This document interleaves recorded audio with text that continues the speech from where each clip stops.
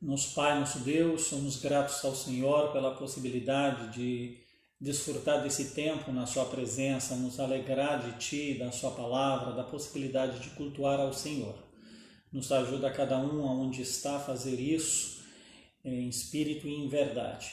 E Te damos graças em nome de Jesus. Amém. Convido os irmãos a abrirem a sua Bíblia no livro de Efésios, melhor dizer, onde nós vamos ler a partir de versículo 10 até versículo 20, lembrando aos irmãos que nós tratamos esse trecho da Escritura de maneira sistemática e não tratamos tudo de uma vez, por aprofundar melhor os itens que Paulo adverte os cristãos a prestar atenção na armadura de Deus, e a gente prefere gastar mais tempo com dois itens para que assim o entendamos melhor e sejamos melhor equipados. Mas vamos ler, no entanto, o trecho tudo para, de novo, lembrar o contexto. Então, Efésios de capítulo 6, versículo 10 até versículo 20. Quando ao mais sede fortalecidos no Senhor e na força do seu poder, revestivos de toda a armadura de Deus, para poderdes ficar firme contra as ciladas do diabo. Porque a nossa luta não é contra a sangue e a carne, e sim contra os principados e potestades, contra os dominadores deste mundo tenebroso, contra as forças espirituais do mal nas regiões celestiais. Portanto, tomai toda a armadura de Deus para que possais resistir no dia mau e depois de terdes vencido tudo, permanecer inabaláveis. Estai, pois, firmes, cingindo-vos com a verdade e vestindo-vos da couraça da justiça. Calçai os pés com a preparação do evangelho da paz, embraçando sempre o escudo da fé, com o qual podereis apagar todos os dardos inflamados do maligno. Tomai também o capacete da salvação e a espada do Espírito, que é a palavra de Deus, com toda a oração e súplica, e para isso vigiando com toda a perseverança e súplica para todos os santos, e também por mim, para que me seja dada no abrir da minha boca a palavra, para com intrepidez fazer conhecido o mistério do Evangelho, pelo qual sou embaixador em cadeias, para que em Cristo eu seja usado para falar como cumpre fazê-lo. Amém. Nós já falamos da importância que se dá a nos equipar com aquilo que Deus nos fornece como meios de graça, para que podemos desfrutar de uma vida vitoriosa em Cristo, para que podemos estar firmes e fortes no meio das tentações, nesse mundo tenebroso, assim como as Escrituras falam, e não somente isso, mas ser cristãos, pessoas que faz a diferença, que não se dobra diante das filosofias que assombram esse mundo, que não se dobra diante das preocupações que o mundo tem, que não se dobra diante das tentações diabólicas que tentam ofuscar o caráter de Cristo em nós, que tenta obstruir a vida de Cristo se manifestar em nós e assim nos parar de ser sal e luz para o mundo onde Deus nos deixou. Nós temos uma grande responsabilidade nesse mundo, a fazer a diferença, a mostrar a direção, a dar gosto, mostrar que vida tem gosto com Cristo. Mas para isso nós precisamos estar equipados. E nós estamos numa luta constante, onde a vida do cristão, a luz, o sal, o próprio Cristo e a sua manifestação em nós esteja atacadas o tempo todo para não se manifestarem. Mas é da nossa responsabilidade de nos equipar para que podemos fazer face a todos os ataques que nos arrodeia o tempo todo. Veja, Deus nos deu uma vida vitoriosa em Cristo. A Bíblia diz que nós somos mais do que vitoriosos em Cristo. e Ele nos ofereceu os meios de graça para que podemos viver essa vida vitoriosa de verdade, de maneira prática e inabalável. Deus é aquele que, em sua graça, preparou o caminho de tal forma que cristão é aquele que é preparado para se lidar com o que vier. Se o mundo é pego de surpresa em diversos momentos da vida, e embora essas surpresas pode ser uma surpresa de verdade para o cristão também, no entanto, ele não é surpreendido no sentido de ele não ter amparo, de ele não ter direção, de ele não saber o que fazer. E muito embora não sabe o que fazer para as questões técnicas, mas ele sabe a vontade de Deus e ele sabe o que deve fazer nesses momentos, no sentido que ele adora a Deus, ele busca a vontade de Deus, descansa em Deus, confia em Deus, e ele é chamado sempre a servir, ele é sempre chamado a sacrificar em prol dos outros. Então a gente, como a Bíblia diz também, nós não estamos em desconhecimento dos ataques ou das ciladas do inimigo para se cairmos nela. Mas é para isso que, no entanto, é preciso que o cristão seja atento, que ele não ignora as lutas, que ele não ignora as dificuldades, os ataques inimigos, e que ele não leva as coisas como nada tivesse acontecido, como não existiria perigo algum, e ele não pode estar despreparado. Então a Bíblia fornece todas essas ferramentas para que nós nos lidamos com isso. A Bíblia fala em Coríntios que não nos chegou nenhuma tentação acima dos nossos poderes, mas junto com isso Deus preparou também uma porta de saída. Então Deus sempre tem uma solução. O grande problema é quando nós não buscamos a face de Deus, quando nós não somos responsáveis dentro daquilo que Deus nos colocou a fazer. E depois nós nos surpreendemos do porquê caímos, do porquê nós não conseguimos ser vencedores. Então, será que não é porque deixamos de ser responsáveis com o que Deus nos ensina? E aí Paulo mostra que o revestimento da armadura de Deus é uma responsabilidade que nos cabe. Deus nos dá a sua armadura, mas Deus não nos veste com ela. É uma responsabilidade que nós devemos assumir de maneira intencional, de maneira consciente. E Paulo fala de se cindir com a verdade, com a couraça da justiça, e já falamos sobre isso, de calçar os pés com a preparação do Evangelho da paz, embraçando o escudo da fé, com o qual poderemos apagar os dardos inflamados do maligno. E é até aqui, mais ou menos, que nós chegamos com a nossa meditação. Portanto, hoje nós vamos falar de versículo 17 em diante. É que diz: tomai também o capacete da salvação e a espada, que é a palavra de Deus. E depois ele, em versículo 18, continua a sua explanação. Mas eu queria por hora parar no versículo 17 e dizer que é interessante como Paulo usa essa dinâmica de sempre colocar duas coisas junto.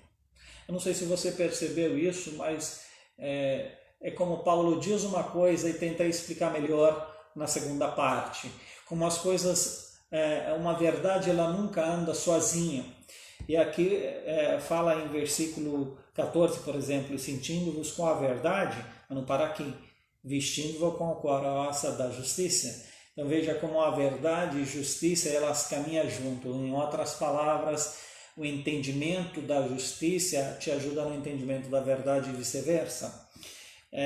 Em versículo 15, calçai os pés com a preparação do Evangelho da paz, embraçando sempre o escudo da fé, com o qual podeis apagar todos os dardos inflamados do maligno. Que o versículo 16 é a continuação do 15, é uma frase inteira. Então veja como o Evangelho e a fé, eles andam em conjunto. E em versículo 17 nós temos a mesma dinâmica. O capacete da salvação e a espada do Espírito. Então veja, você não pode pegar uma e evitar a outra. As coisas, elas se completam em si. E a primeira verdade que aqui está falando sobre o capacete da salvação. O capacete, tecnicamente falando, é aquele que cobre a sua cabeça ou protege sua cabeça. Eu diria, meus amados, que é uma das coisas mais sensíveis e mais perigosas ao mesmo tempo da nossa estrutura é a nossa mente, é a nossa cabeça. E a nossa mente é bombardeada a todo passo com todo tipo de filosofia, pensamento, ideologias e assim por diante. E é na cabeça que se dá a grande luta. E alguém dizia que o nosso órgão mais vulnerável, mais sensível é a mente. E realmente, uma mente saudável faz toda a diferença, mas uma mente poluída, corrompida pelo pecado, ela traz grande destruição. Então, mais do que tudo, nós devemos proteger a nossa mente de coisas que destroem a nossa vida cristã. Mas é interessante de que forma nós devemos proteger a nossa mente. O que protege? Existe alguma verdade? Existe alguma coisa complexa nisso? Ou tem uma coisa básica? E aqui Paulo fala o capacete da salvação. É interessante que usa capacete da salvação. Eu acredito que tem múltipla aplicação isso. Primeiro, acredito que a questão da salvação ela é essencial para dar dinamismo à vida cristã. A segurança da salvação, a conscientização do que você foi realmente salvo, de que Cristo morreu por você e de que um dia você verá Cristo, isso lhe dá uma dinâmica de vida muito poderosa. Mas uma vida em dúvida, uma vida que não tem essa consciência, ela fica tão perturbada a ponto de ser paralisada para fazer qualquer coisa. E lembra-se que o diabo, um dos grandes ataques que ele tem é nos acusar. A Bíblia diz que ele é o nosso grande acusador. E muitas vezes ele vem com frases como, por exemplo, você não merece. Por que você acha que Deus iria olhar para você? Você não presta. Você não tem vergonha de tudo que você fez. Você já desapontou Deus. Olha ao seu redor. E aí por aí vai. Você não tem jeito.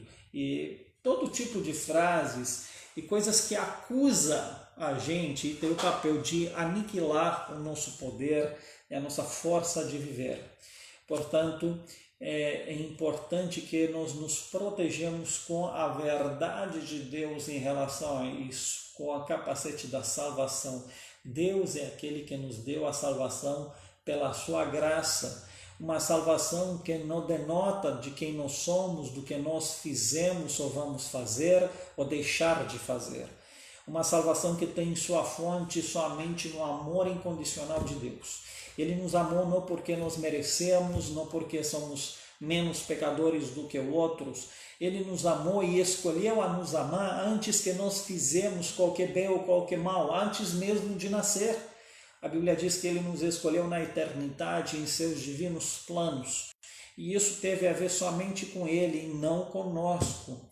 Portanto, não importa o que você foi, o que você é, Cristo decidiu a te amar e te salvar, e Ele te salvou. Ele não somente decidiu, como Ele efetivou isso a seu favor por meio de Cristo. Por causa dos méritos de Cristo, nós podemos estar diante de Deus e não por causa daquilo que somos, só fazemos ou deixamos de fazer. Portanto, quando nós entendemos essa verdade, entendemos a salvação de Deus, isso tranquiliza o nosso coração e também tem o papel de nos estimular a viver para a glória de Deus como homens salvos. A Bíblia fala que aqueles que têm essa esperança de que um dia vão ser como Cristo por vê-lo face a face, ele se purifica como ele é puro. Então, a ter essa esperança da salvação, essa consciência te faz, no entanto, entender que a sua vida aqui, ela vale a pena ser consumida para a glória de Deus e você não teme riscos de morrer, de se contaminar de outras coisas, se você está disposto a entregar a sua vida em sacrifício vivo, agradável a Deus e viver para a glória de Deus. Não estou dizendo para tentar a Deus ou para você esbanjar ou ficar descuidado, ignorar o perigo porque você é salvo. Não estou dizendo disso, mas estou dizendo que o poder do cristão de acatar os chamados de Deus, a trabalhar, a fazer o que Deus manda para ele fazer, ele é muito maior, porque ele não teme a destruição, pois ele é um homem salvo. Ele está cheio dessa certeza da salvação, que mesmo ao morrer, se isso ocorrer, ele, no entanto, não é prejudicado. Ele desfrutar, sim, com toda certeza, da vida eterna na presença de Deus. Então, essa certeza inabalável dá força, dá vigor à vida cristã. Mas quando isso não existe, nos leva a um caminho totalmente destruidor. Então, a nossa mente precisa ser protegida de qualquer pensamento, e para isso precisamos, no entanto, nos revestir da salvação de Deus. Mas existe, meus amados, o aspecto de que nós precisamos nos relembrar sempre disso. E não é à toa que uma das coisas que Jesus mandou para que a gente fizesse de maneira repetida, para que sejamos fortalecidos nisso, é sempre nos relembrar do que Ele fez por nós. Nós não nos lembramos de quem nós somos e de quem nós fazemos, mas nós somos chamados a nos relembrar que na base de tudo está o seu sacrifício, o fato de Ele se dar por nós. E é isso que nós fazemos na Santa Ceia, que tanto nos falta nesses dias, mas que esperamos nós que em breve, pela graça de Deus, podemos desfrutar desse momento também. Então veja como o próprio Cristo forneceu uma maneira de nós nos alimentar com isso constantemente, quando fazemos a Santa Ceia.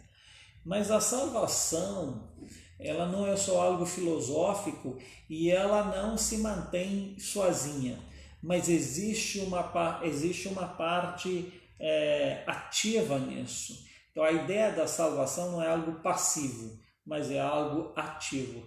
E o que eu quero dizer com isso? Aqui diz, e a espada do Espírito, que é a palavra de Deus.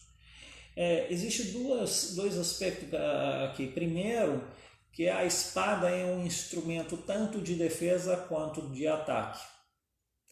Então eu entendo que a certeza da salvação, ela tem que constituir dois papéis na nossa vida. Primeiro, nos proteger de qualquer ataque e ao mesmo tempo ser ativo, mostrar a consequência da salvação na nossa vida. E o que é a espada do Espírito? Em outras palavras, o Espírito de Deus, como a Bíblia diz, testemunha junto com o nosso Espírito que somos filhos de Deus. O Espírito de Deus em nós é aquele que nos fortalece, nos assegura na obra de Cristo, como é aquele que também opera por meio de nós. Mas como que ele faz isso? Não é uma coisa misteriosa, não é algo místico que acontece de repente, mas ele opera usando a própria palavra de Deus. Então, a palavra de Deus, ela é fundamental na nossa vida, porque por meio disso, a palavra de Deus é a nossa espada, a nossa defesa é o nosso ataque ao mesmo tempo. Onde que nós encontramos respaldo para ser seguros da nossa salvação? É na palavra de Deus. O diabo sempre tenta levar a nossa mente fora da palavra de Deus e nos mostrar a nossa realidade, o nosso pecado e tudo mais, menos aquilo que está escrito.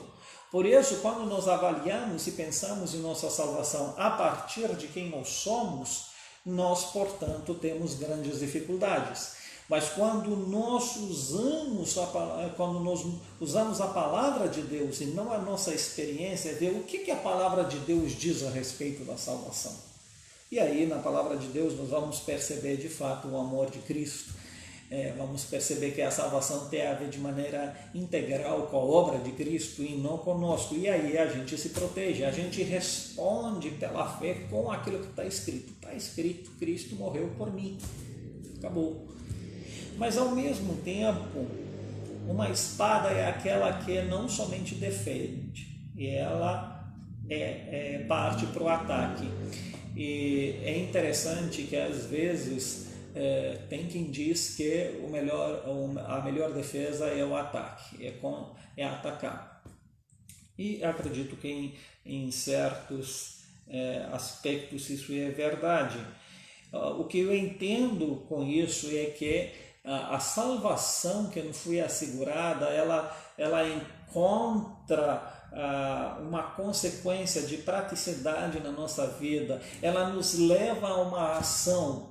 Em outras palavras, ela não é apenas um sentimento com o qual nós vivemos tranquilo e fazemos o que quiser na nossa vida, como muitos interpretem, que uma vez que a salvação não se perde, então, portanto, podemos fazer o que quiser, porque estamos fortalecidos nessa verdade. Mas aí, veja, como é uma verdade, como é uma falsa aplicação. Então, nós temos a conclusão certa, porém a aplicação errada. Então, para que nós sejamos protegidos, a gente precisa de ter as duas coisas, a conclusão certa e a aplicação certa. E a aplicação disso é que aqueles que têm essa convicção da salvação, conforme a palavra de Deus, são aqueles que também vão adiante, vão levar nessa alegria, vão levar a palavra de Deus para os outros. Eles são aqueles que vão pregar essa palavra, que vão defender essa palavra. Não somente vão estar passivos, mas vão partir para ataque. E lembro-me de Judas quando fala que nós devemos batalhar pela fé que nos foi dada.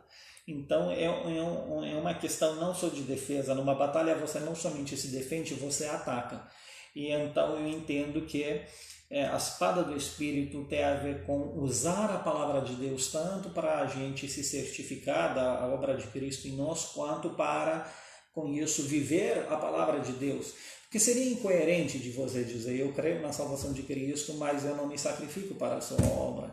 Eu não cumpro o seu mandato de ir e pregar o Evangelho. Isso não é muito coerente.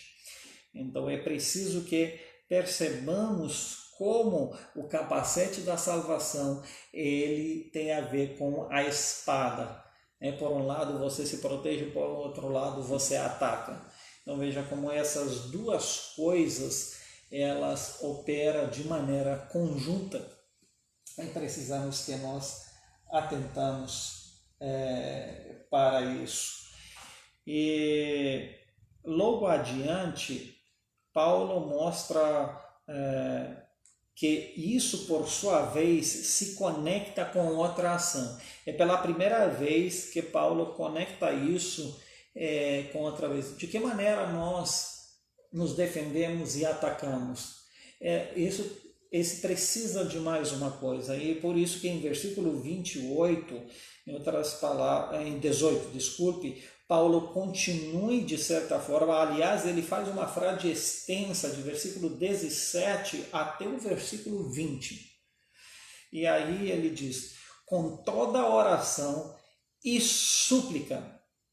Então veja que Paulo entende que essa defesa, esse ataque, ele tem que vir junto com oração e súplicas. Em outras palavras, uma vida revestida de oração, uma vida que entende a nossa dependência de Deus, da graça dele, onde reconhecemos Deus nos nossos caminhos e em todas as coisas. E Paulo mostra como isso é feito. Estou orando todo o tempo no Espírito. E o que é orar no Espírito? Será que é algo místico? Eu entendo que orar no Espírito é orar conforme a palavra de Deus, conduzindo, orando em conformidade com aquilo que a palavra de Deus nos diz. Não é orando por orar em si. E para isso vigiando com toda a perseverança e súplica para todos os santos. E para essa ação nós temos que vigiar para acontecer. E quando Paulo diz isso, de certa forma me encoraja, de certa forma me responsabiliza. me encoraja no senso que ele mostra que isso não é necessariamente natural. Muitas vezes nós queremos defender a tese que a oração constante tudo meio é algo natural e que, mas eu entendo que não é tão natural, não faz parte da nossa natureza de fazer as coisas. E a gente tem que, de maneira intencional e consciente, vigiar para que isso aconteça, não deixar de acontecer. Porque se a gente não vigia com tanta facilidade, os dias se passam, eu vejo na minha vida isso. Quando os dias se passam, eu simplesmente não orei pelas coisas que Deus quis que eu oraste. Porque não é algo natural. Não é porque eu não quero, que eu não gosto, não tem a ver com isso. Mas não faz parte da nossa natureza. E cada um ser sincero em si mesmo sabe que isso é verdade. Portanto, tem que vigiar, é uma ação consciente. Eu tenho que me policiar, de ser atento para fazer isso. E com toda a perseverança, é algo que a gente tem que perseverar. É algo que faz parte do nosso caráter, a perseverança dos santos. E súplica para todos os santos. Então, isso manter, de certa forma, nossa vida conectada a Deus e conectada aos outros. Muitas vezes nós reclamamos da comunhão, que o irmão não nos ama, que o irmão assim, que o irmão acolado, mas imagina se todos nós iremos ter uma vida de oração por todos os santos. Será que as nossas reclamações continuarão da mesma forma? Será que a nossa comunhão, o nosso cuidado um com o outro não seria maior? Então, acredito que a oração ela não tem a ver, vamos dizer, necessariamente com o fato de Deus não saber o que precisa ser feito, ou Deus não fazer a não ser que nós oramos. Mas eu acho que a oração tem muito mais a ver com se conectar com Deus e com todos os seus santos, se conectar com os irmãos e ter uma ligação mais firme com aquilo pelo qual você ora. E Paulo disse também por mim. Paulo faz um apelo pessoal e eu gosto muito disso porque Paulo ele se vê como um necessitado das orações dos irmãos. Ele vê a importância de outros orarem por ele. Ele não se baseia simplesmente no seu chamado, no seu dom, nas suas habilidades, na sua experiência, que com certeza todas elas já era notável na vida dele. Era apóstolo Paulo e nós sabemos das suas capacidades, do seu dom, do seu chamado, da sua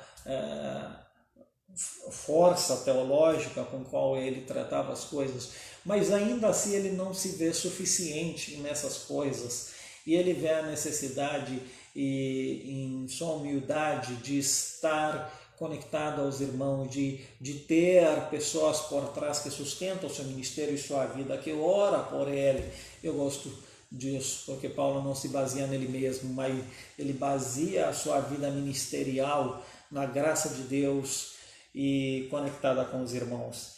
E, meus amados, não importa qual é o seu chamado, não importa o tamanho da sua fé e nem o tamanho da sua eloquência e preparação.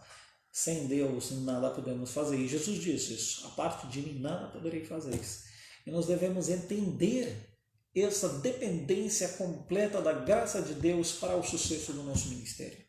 Eu diria que o sucesso do nosso ministério, se posso usar esse termo sucesso, que às vezes ele tem uma conotação positivista ou mundana, mas num bom sentido, a eficácia, se quiser melhor, no nosso ministério, ela não depende a priori de nossa habilidade, muito embora eu sou a favor que o cristão se prepare, mas ela depende da graça de Deus. Sem a graça de Deus, meus amados, nossos dons, nossas habilidades não vão muito longe.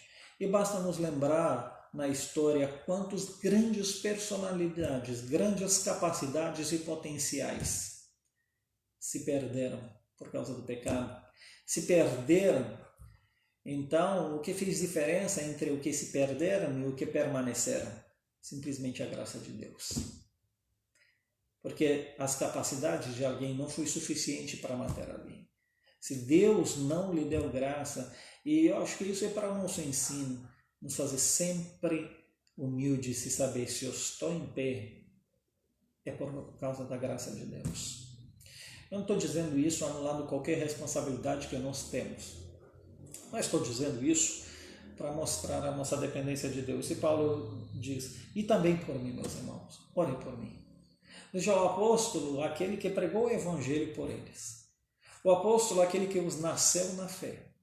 O apóstolo, aquele que os treinou para o ministério.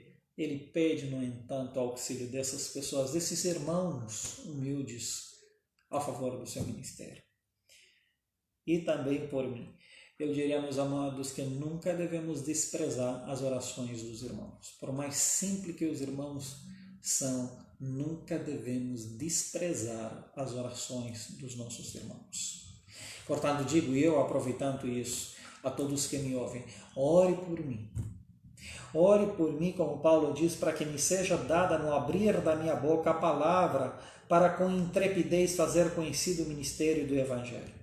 Veja, Paulo não pede oração pelo qualquer coisa. Eu não estou dizendo que nós não devemos orar pela saúde dos obreiros, pelas finanças dos obreiros ou por outros assuntos. Mas é preciso que entendamos que todas essas coisas colaboram para um bom ministério. Imagina, se você não tem sustento, se você não tem saúde, o seu ministério, de certa forma, ele é prejudicado. Eu não estou dizendo que essas são essenciais, mas são coisas que auxiliam.